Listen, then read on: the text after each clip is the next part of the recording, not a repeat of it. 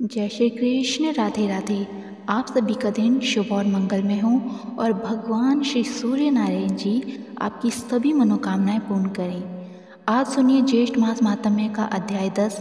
आज के अध्याय में आप जानेंगे सिद्धार्थ सप्तमी व्रत के उद्यापन की विधि, ब्रह्मा द्वारा कहा गया भगवान सूर्य का नाम सूत्र और जम्बू द्वीप में सूर्य नारायण की आराधना के 3 प्रमुख स्थान। दुर्वासा मुनि का शाम को श्राप देने का वर्णन। उद्यापन की विधि बताते हुए श्री ब्रह्मा जी बोले, याज्ञवल्क्य, सिद्धार्थ सप्तमी व्रत के अनंतर दूसरे दिन स्नान, पूजन, जप तथा हवन आदि करके भोजक, पुराण वेता और वेद पारंगत ब्राह्मणों को भोजन कराकर लाल वस्त्र, दूध देने वाली गाय, उत्तम भोजन तथा जो पदार्थ अपने को प्रिय हों वे सब मध्याह्न काल में भोजकों को दान देने चाहिए। यदि भोजक ना प्राप्त हो सके तो पौराणिक को, और यदि पौराणिक में ना मिल सके तो सामवेद जानने वाले मंत्रविद ब्राह्मण को वे सभी वस्तुएं देनी चाहिए।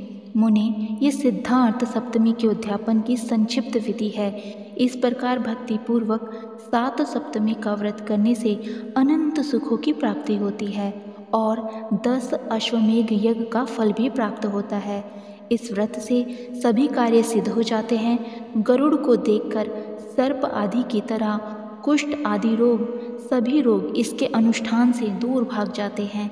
व्रत नियम तथा तप करके 7 सप्तमी को व्रत करने से मनुष्य विद्या, धन, पुत्र, भाग्य, आरोग्य और धर्म को तथा अंत समय में सूर्य लोक को प्राप्त करता है। इस सप्तमी व्रत की विधि को जो श्रवण करता है अथवा उसे पढ़ता है वह भी सूर्य नारायण में लीन हो जाता है। देवता और मुनि भी इस व्रत के महात्म्य को सुनकर सूर्य नारायण के भक्त हो गए हैं। जो मनुष्य इस आख्यान का स्वयं श्रवण करता है अथवा दूसरे को सुनाता है वे दोनों सूर्य लोक को जाते हैं। रोगी यदि इसका श्रवण करे तो रोग मुक्त हो जाता है। इस व्रत की जिज्ञासा रखने वाला भक्त अभिलक्षित इच्छाओं को प्राप्त करता है और सूर्य लोक को जाता है। यदि इस आख्यान को पढ़कर यात्रा की जाए तो मार्ग में विघ्न नहीं आते और यात्रा सफल हो जाती है। जो कोई भी जिस पदार्थ की कामना करता है वे उसे निश्चित ही प्राप्त कर लेता है। गर्भिणी स्त्री इस आख्यान को सुने तो वे सुखपूर्वक पुत्र को जन्म देती है। बांध्या अर्थात बांझ अगर इसे सुने तो संतान प्राप्ति करती है। याज्ञवल्क्य, ये सब कथा सूर्य नारायण ने मुझसे कही थी तथा मैंने आपको सुना दी और अब आप भी भक्तिपूर्वक सूर्य नारायण की आराधना करें जिससे सभी पातक यानी पाप नष्ट हो जाएं। उदित होते ही जो अपनी किरणों से संसार का अंधकार दूर करके प्रकाश फैलाते हैं वे 12 आत्मा सूर्य नारायण ही जगत के माता पिता तथा गुरु हैं। अदिति पुत्र भगवान सूर्य आप पर प्रसन्न हो। ब्रह्मा जी आगे बोले, याज्ञवल्क्य, भगवान सूर्य जिन नामों की स्तुति से प्रसन्न होते हैं मैं उनका वर्णन करता हूँ, तुम ध्यानपूर्वक सुनो। नित्य, रवि, अर्क, भानु, भास्कर, मतंग, मार्तंड तथा विवस्वान नामों से युक्त भगवान सूर्य को मेरा नमस्कार है। आदिदेव, रश्मि, माली, दीपांकर, दीप्ति, अग्नि तथा मिहिर नामक भगवान आदित्य को मेरा नमस्कार है। हे अदिति के पुत्र भगवान सूर्य, आप प्रभाकर मित्र, गोपति अर्थात किरणों के स्वामी तथा दिक्पति नाम वाले हैं। आपको मेरा नित्य नमस्कार है। धाता, विधाता, अर्यमा, वरुण, पूषा, भग, मित्र, पर्जन्य, अंशुमान नाम वाले भगवान सूर्य को मेरा प्रणाम है। हितकृत अर्थात संसार का कल्याण करने वाले, धर्म, तपन, हरितश्व अर्थात हरे रंग के अश्व वाले विश्वपति भगवान सूर्य को नित्य मेरा नमस्कार है। विष्णु, ब्रह्मा, त्र्यंबकम अर्थात शिव आत्मा स्वरूप सप्तशक्ति, हे सप्तकेश आपको मेरा नमस्कार है। आदित्य एक चक्र रथ अर्थात जिनके रथ में एक ही चक्र है। ज्योतिषपति, हे सर्वप्राण भ्रात सभी प्राणियों का भरण पोषण करने वाले आपको मेरा नित्य नमस्कार है। समस्त प्राणी जगत का हित करने वाले शिव और आरती हर अर्थात दुख विनाशी, पद्म प्रबोध अर्थात कमलों को विकसित करने वाले वेद आदि मूर्ति भगवान सूर्य को नमस्कार है। प्रजापतियों के स्वामी महर्षि कश्यप के पुत्र आपको मेरा नमस्कार है। भीम पुत्र तथा पावक नामक वाले तारासुत आपको नमस्कार है। भीष्म कृष्ण आदित्य पुत्र तथा लक्ष्य नाम वाले भगवान सूर्य को बार बार नमस्कार है। श्री ब्रह्मा जी ने कहा, याज्ञवल्क्य, जो मनुष्य सायकाल और प्रातःकाल इन नामों का पवित्र होकर पाठ करता है वह मेरे समान ही मनोवांछित फल को प्राप्त करता है। इस नाम सूत्र से सूर्य की आराधना करने पर अनेक अनुग्रह से धर्म, अर्थ, काम, आरोग्य, राज्य तथा विजय की प्राप्ति होती है। यदि मनुष्य बंधन में हो तो इसके पाठ से बंधन मुक्त हो जाता है। इसके जप करने से सभी पापों से छुटकारा मिल जाता है। यह जो सूर्य सूत्र मैंने कहा है वह अत्यंत ही रहस्यमय है। अब जानिए, जम्बू द्वीप में सूर्य नारायण की आराधना के 3 प्रमुख स्थान।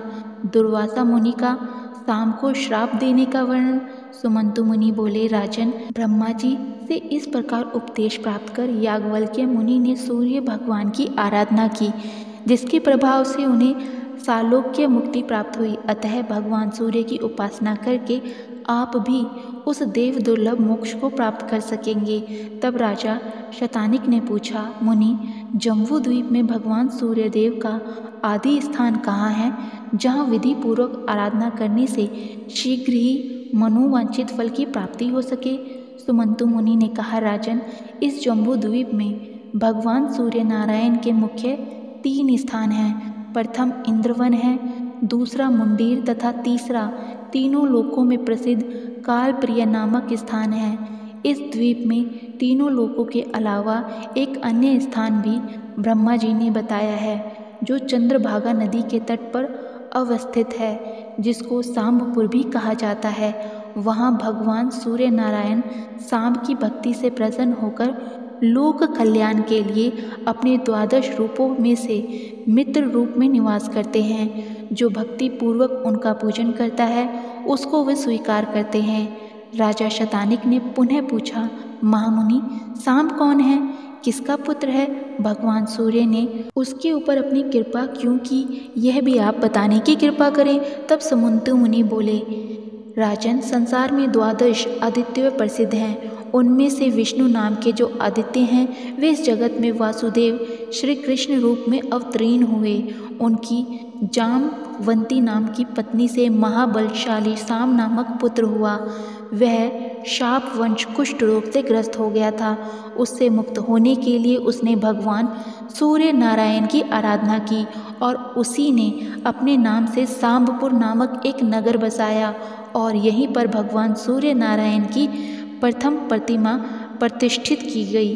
तब राजा शतानिक ने पूछा, महाराज, सांब के द्वारा ऐसा कौन सा अपराध हुआ था जिससे उसे इतना कठोर श्राप मिला? थोड़े से अपराध पर तो श्राप नहीं मिलता।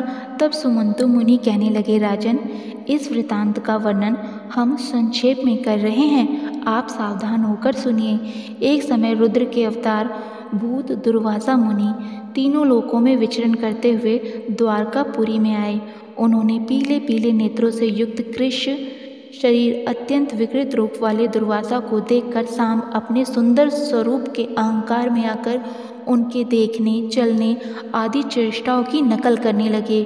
उनके मुख के समान अपना ही विकृत मुख बनाने लगे, उन्हीं की भांति चलने लगे। यह देखकर और सांब को अपने रूप और यौवन का अत्यंत अभिमान है, यह समझकर दुर्वासा मुनि को अत्यधिक क्रोध हो आया। वे क्रोध से कांपते हुए यह कह उठे, सांब, मुझे कुरूप और अपने को अति रूप संपन्न मानकर तूने मेरा परिहास किया है। जा, तू शीघ्र ही कुष्ठ रोग से ग्रसित हो जाएगा। ऐसे ही एक बार पुनः प्रयास किए जाने के कारण दुर्वासा मुनि को फिर श्राप देना पड़ा और उसी श्राप के फलस्वरूप शाम से लोहे का एक मूसल उत्पन्न हुआ जो समस्त यदुवंशियों के विनाश का कारण बना।